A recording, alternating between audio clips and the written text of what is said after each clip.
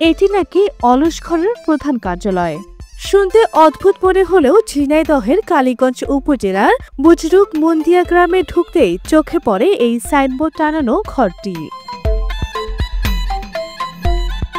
দেয়ালবিহীন টিনের চালের ঘরটিতে মাচা করা রয়েছে, যেখানে দিনভর শুয়ে বসে থাকতে দেখা যায় গ্রামের অনেককেই।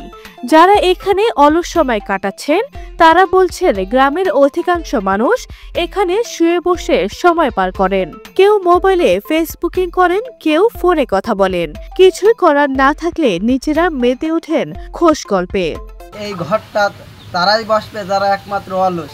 গেল কয়েক বছর ধরে এভাবে চলছে এই গ্রামের অলস ঘর। বিষয়টি এমন পর্যায়ে পৌঁছেছে যে প্রয়োজনীয় কাজ থাকলে তা সেরে আবারও এই মাচায় এসে বসেন গ্রামের অলসরা। যারা কাজ কাম করে না তারা এখানে খায় দায় ঘুমোয় আর শুয়ে থাকে। এই জন্য আমাদের এই ঘরের নাম দিয়েছে অলস ঘর। বান্ডেল থাকলে প্রতি সেনমানিতে টাকা বাঁচবে। বিকাশ সেনমানি বান্ডেল কিনে জিতুন প্রতি লেনদেনে। যাদের কাজ কাম নেই তারা এখানে এসে খাবে আর গড়াবে। যখন কারোর কাজ কাম থাকে না আমরা এখানে এলাকার লোকজন এসে সবাই বসে আড্ডা দিই।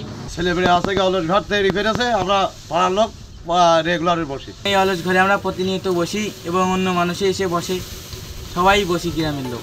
অলস ঘরের এমন অদ্ভুত কাণ্ডে আপত্তি না তুললেও গ্রামের গণ্যমান্য ব্যক্তিরা আপত্তি তুলেছেন সাইনবোর্ডে লেখা একটি বাক্যে, যেখানে লেখা রয়েছে কর্ম নিরুৎসাহিত সংগঠন। তারা বলছেন এই কথাটি লিখে সরাসরি কাজে নিরুৎসাহিত করা হচ্ছে গ্রামবাসীকে।